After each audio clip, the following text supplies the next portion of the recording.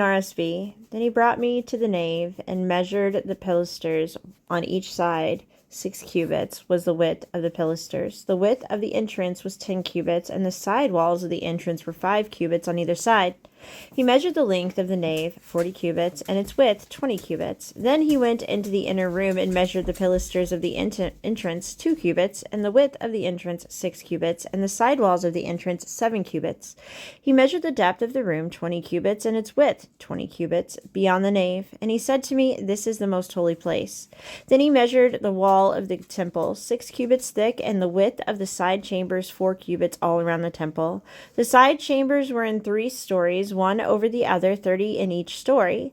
There were offsets all around the wall of the temple to serve as supports for the side chambers so that they should not be supported by the wall of the temple.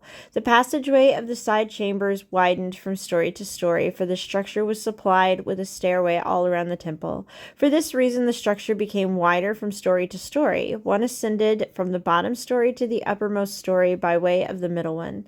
I saw also that the temple had a raised platform all around. The foundations of the side chambers measured a full reed of 6 long cubits. The thickness of the outer wall of the side chambers was 5 cubits, and the free space between the side chambers of the temple and the chambers of the court was a width of 20 cubits all around the temple on every side. The side chambers opened onto the area left free, and one door toward the north, another door toward the south, and the width of the part that was left free was 5 cubits all around.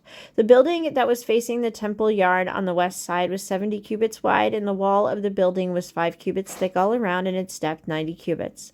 Then he measured the temple 100 cubits deep, and the yard and the building with its walls 100 cubits deep. Also the width of the east from the temple front of the temple and the yard, 100 cubits. Then he measured the depth of the building facing the yard at the west, together with its galleries on either side, 100 cubits. The nave of the temple and the inner room and the outer vestibule were paneled, and all around, all 3 had windows with recessed frames. Facing the threshold, the temple was paneled with wood all around, from the floor up to the windows, now the windows were covered, to the space above the door, even to the inner room and on the outside, and on all the walls all around in the inner room and the nave there was a pattern.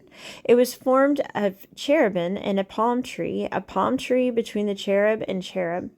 Each cherub had 2 faces, a human face turned toward the palm tree on the one side, and the face of a young lion turned toward the palm tree on the other side. They were carved on the whole temple all around. From the floor to the area above the door, cherubim and palm trees were carved on the wall. The doorposts of the nave were sparse. In front of the holy place was something resembling an altar of wood, 3 cubits high, 2 cubits long, and 2 cubits wide. Its corners, its base, and its walls were of wood. He said to me, "This is the table that stands before the Lord." The nave and the holy place, and each had a double door. The doors had 2 leaves apiece, 2 swinging leaves for each door.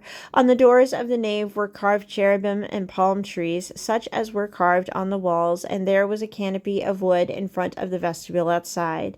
And there were recessed windows and palm trees on either side on the sidewalls of the vestibule.